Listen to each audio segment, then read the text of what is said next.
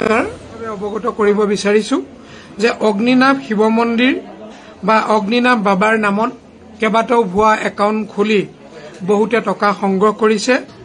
কালি পৰহি এটা আমি পাইছো ফেচবুকত অগ্নিনাভ বাবাৰ নামত এটা একাউণ্ট খুলি যে অহা সোমবাৰৰ কাৰণে ৰাজহুৱা সেৱাৰ কাৰণে বা অহা সোমবাৰে যিসকলে শৰাই দিব বিচাৰে তেখেতলোকে অৰিহণা দিবৰ কাৰণে যোগাযোগ কৰিবৰ কাৰণে এটা নাম্বাৰ দিয়া হৈছে।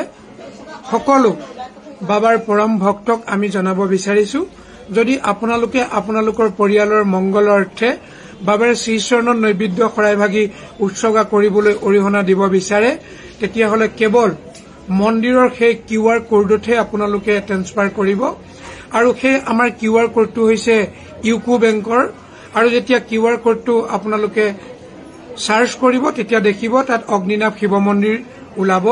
গতিকে সেই নিৰ্দিষ্ট QR কোডটোতে আপোনালোকে পঠাব।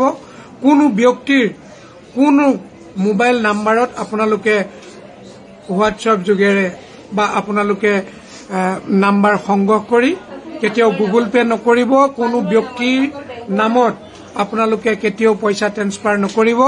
কেৱল অগ্নিনাভ শিৱ মন্দিৰ যিটো আমাৰ QR কোড আছে ইউকো বেংকৰ সেই QR কোডতহে আপোনালোকে অৰিহণা পঠাব বুলি আপোনালোকক বিনম্ৰ অনুৰোধ কৰিছো। আৰু লগতে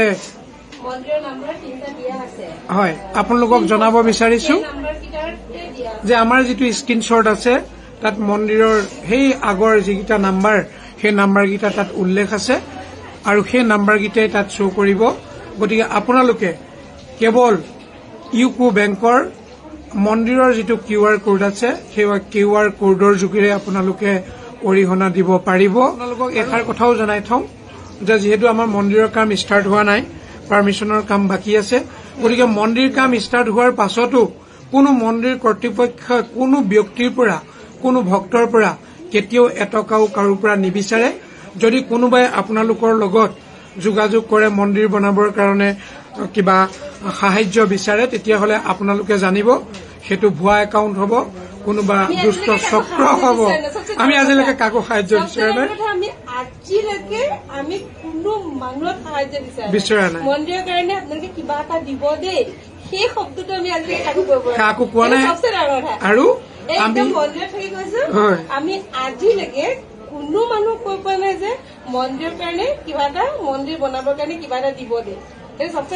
আৰু আমি ভগৱানৰ ওচৰত প্ৰাৰ্থনা কৰিছো যাতে আমাক সদায় সেইখন সুমতি দিয়ক, সদায় সেইখন শক্তি দিয়ক যাতে আমি কেতিয়াও কোনো ভক্তৰ পৰা আমি কেতিয়াও বিচাৰি পইচা ল'বলগীয়া সেইদিন নাহক। যিহেতু আপোনালোকে জানে বাবাৰ মন্দিৰ বাবাই যি কৰে বাবাই চলাব।